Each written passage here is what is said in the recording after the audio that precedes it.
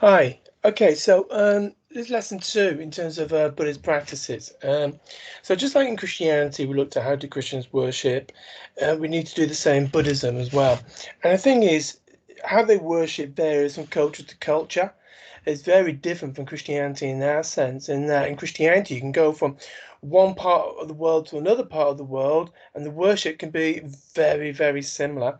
Especially in Church of England or Catholic, it will be probably exactly the same because they follow the same pattern because it's liturgical worship. Buddhist, it's different. So, but they've got some main commonalities, and really, puja is one of the key words you need to know. It's just simply an act of worship. Okay, that's what the word puja means, and so really, when you, and what's difficult about the word worship is that implies that there is a God, where in Buddhism there is no God. There is no God to worship. I know it gets a bit more complicated with Pure Land, and that's why Theravada Buddhists aren't happy with Mahayana Pure Land Buddhism because they feel like you're worshipping the Buddha, and you're not meant to be. You're not meant to be worshipping anything. So worship is not really a very helpful word in all of this, but it's how they it's how they are able to focus on their faith, and it's rituals that they go through to help them with embedding their teachings and embedding the things that they need to do as a Buddhist. Okay, and puja allows them to be able to do that. The two main things that they do is chant, and so the sort of things that chant you might have heard the sacred noise Om. It's the same in Hinduism, but very often they'll be chanting scriptures.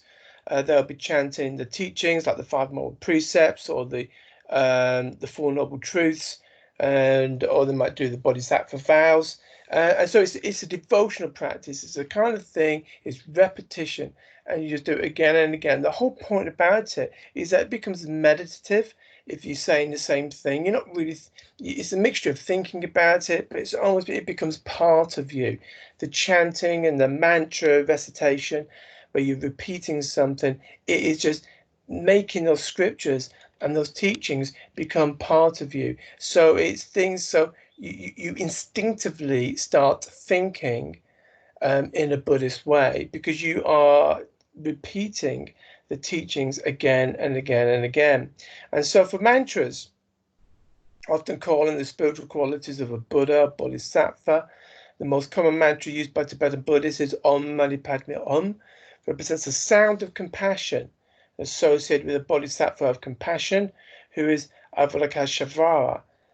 Now, so what they're trying to do when they're chanting this is almost like, because remember, a bodhisattva is an enlightened being, not God, an enlightened being who comes back to help other people become enlightened. But so by chanting his name and by chanting and talking about compassion, is hoping to invoke the presence of Avalokiteshvara so that he can help that person become enlightened. Okay, so really, it's really quite simple. It's this really isn't that complicated. The difficult thing about Buddhist worship is actually doing it and doing it consistently on a daily basis. That's where and meditation, which we're going to look at next, can be quite difficult. But the actual concept behind it is dead easy. You know, in chanting and recitation, you're just repeating teachings to embed them within your consciousness and within your life. And sometimes they use a mala, which is a string of prayer beads. I mean, Christians use prayer beads as well. So there's nothing unusual about that whatsoever. So, a couple of things that you can do, really. First of all, you've got the keywords here in red. Like I say, create your flashcards, one keyword, one flashcard, and then on the other side, you'll have the definition. It would be really good here to online look at some Buddhists performing puja in different traditions. Now, I think I've got some on my YouTube channel, which you can use if you want, or you can just go into Google or YouTube and just find your own Buddhist puja, because there'll be loads. There'll be loads out there. Just have a look at that. And then here, and this is just why do Buddhists recite the mantra Om Mani Padme Hum, and here is just To be honest, if you do what's in the red box, then you would have done this already. So I wouldn't worry about that too much. So all you really need to know is that they chant, they recitation of their teachings, they have prayer beads to help them, and it embeds all that teaching into their consciousness. Right, next one, we're going to talk a bit about meditation.